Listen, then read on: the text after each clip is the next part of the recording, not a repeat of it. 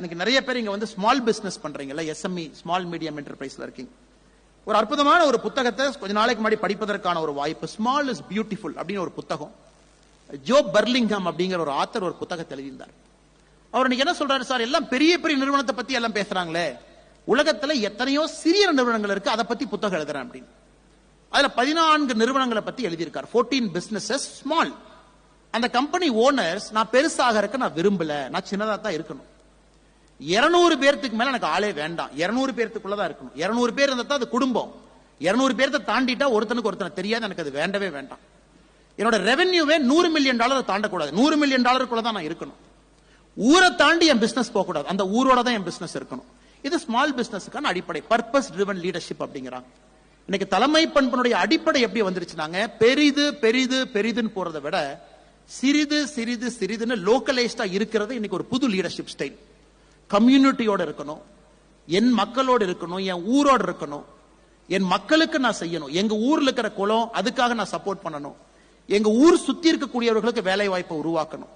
அப்ப நிம்மதியா இருக்கணும். தேவையில்லாம 10 இடத்துல கம்பெனி, 100 இடத்துல கம்பெனி, 500 பிரான்சைசி, 10,000 பிரான்சைசி கடமுடன் போட்டு பீஸே இல்லாம இருப்பதை விட small companies, not more then 200 employee, not more then $100 million revenue, purpose driven leadership, very localised nature அப்படிங்கறது அந்த புக்ல ஆர்கியூ பண்ணிருக்கார். ஸ்மால் இஸ் பியூட்டிஃபுல், ஜோ பர்லிங்ஹாம் அப்படிங்கிற புத்தகத்தில் ஆர்கியூ பண்ணிருக்கார். ரொம்ப ஒரு அவுட்ஸ்டாண்டிங்கான புத்தகம். அதை பார்க்கும்போது எல்லாருமே பெருசு பெருசு பெருசு நம்ம பார்க்க வேண்டிய இடத்துல சிறிய மனிதர்கள், பிரான்சைசியே இல்லாம ஒரே ஒரு கம்பெனி வச்சிருக்கிறவங்க எப்படி லைஃப்ல இன்னைக்கு சாதிக்கிறாங்க அப்படின்னு அதையும் நம்ம குழந்தைக்கு சொல்லணும். ஏன்னா எந்த மேனேஜ்மெண்ட் டெக்ஸ்ட் புக்லயும் நான் பார்க்கலீங்க, நானும் அதே எய்ம்ல தான் படிச்சேன்.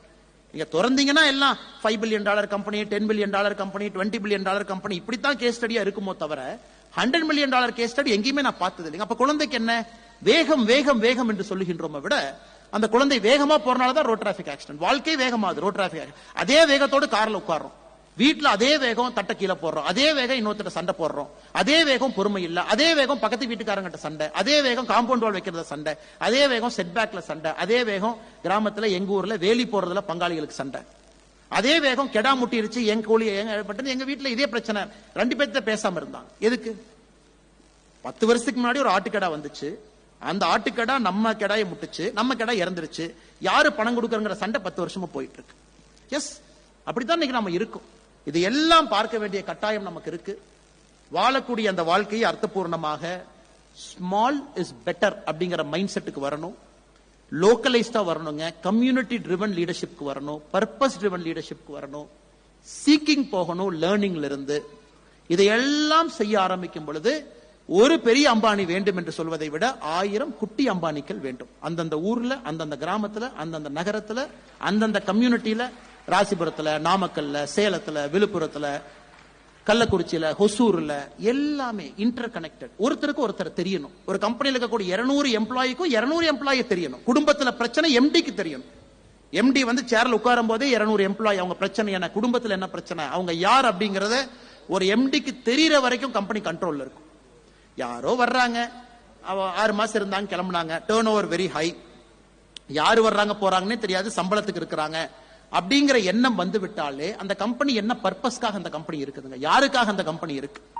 இயற்கை வளத்தை சுரண்டி இன்னைக்கு 1.5 டிகிரி குளோபல் வார்மிங் நம்ம சொல்றோம். உலகத்தினுடைய இன்னைக்கு வெப்பம் என்பது 1.5 டிகிரி ப்ரீ 1900, 1900 கம்பேர் பண்ணும்போது 2025 125 ஆண்டுகள் கழித்து 1.5 டிகிரி வெப்பம். இன்னைக்கு நீங்க டூர்லாம் போய் பாருங்க, லட்சதீப்ல போய் பாருங்க, நெக்ஸ்ட் டைம் நம்முடைய பகுதி கோரல் எப்படி செத்து போச்சுன்னு போய் பாருங்க. அவ்வளவு அருமையான ஒரு ஊரு. எனக்கு 80% கோரல் செத்து போச்சு, 80% கோரல் செத்து போச்சு. நிறைய பேர் பாக்குறோம், ஓ வெரி பியூட்டிஃபுல் பீச் சொல்றோம், white colour beach, Maldives white colour. White கலர்னாவே செத்து போன கோரலுங்க. இந்த white colour beach is not beautiful. Coral செத்து போனா அது ஒயிட்டா மாறும், ஒயிட் சாண்டா மாறும். அந்த ஒயிட் சாண்ட் எங்கெல்லாம் நிறைய இருக்கோ அங்கெல்லாம் உயிர்கள் இல்லை என்று அர்த்தம். இன்னைக்கு மால்டீவ்ஸ்ல அந்த இன்ஸ்டாகிராம்ல எடுத்து அப்படி போடுவாங்க, ஒரு இன்ஃபுளுசர் மால்டீவ்காரன் பணம் கொடுத்து கூட்டிட்டு போய் பெரிய பெரிய ஆக்ட்ரஸ் எல்லாம் அந்த ஒயிட் சாண்ட் பீச்ல இருந்துன்னு சொல்லி போட்ட உடனே அதை பார்த்து நாம 4 பேர் கிளம்பி போவோம், மால்டீவ்ஸ் போலாம், ஒயிட் சாண்ட். அந்த ஒயிட் சாண்ட் மூலம் கால் வைக்கும் பொழுது நமக்கு தெரிந்திருக்க வேண்டும், தண்ணியினுடைய வெப்பம் அதிகமாக அதிகமாக கோரல் சாவுது. கோரல் சாவ சாவ அந்த கோரல் உடைஞ்சு டிஸ்இன்டகிரேட் ஆகி ஒயிட் சாண்டா மாறுது. அதை கடல் தண்ணி வாஷ் பண்ணி ஒயிட் சாண்ட தள்ளுது. அது போட்டோல இன்ஸ்டாகிராம் ரீலுக்கு அழகா இருக்கலாம், அதை பார்க்கும் பொழுது ஏதோ ஒரு உயிரினம் எங்கேயோ செத்து விட்டது என்பது நமக்கு தெரிவிக்கும் பொழுதே நாம போய் நாமளும் ப்ரோமோட் பண்ண மாட்டோம். அவ்வளவு பேர் போறோம், அவ்வளவு வெப்பத்தை உருவாக்குறோம், அங்க இருக்கக்கூடிய உயிரினங்கள் சாகுது. அதனாலதான் அன்பான என்னுடைய வேண்டுகோள், தலைமை பண்பு மாண்பு என்று சொல்வதை விட, அது மாண்பு, அது ஒரு குவாலிட்டி, அது ஒரு அட்ரிபியூட் என்று சொல்வதை விட, தலைமை பண்பு என்பது ஒரு வழக்கமான ஒரு நடைமுறை பாதையாக இருக்கட்டும் என்பது என்னுடைய அன்பான வேண்டுகோள். வாழுகின்ற வாழ்க்கை தலைமை பண்போடு இணைஞ்சிருக்கட்டும். அதை பிரிக்க வேண்டாம். வாழ்க்கை வேறு, தலைமை பண்புன்னு வேண்டாம். அது ஒன்றா இருக்கட்டும்.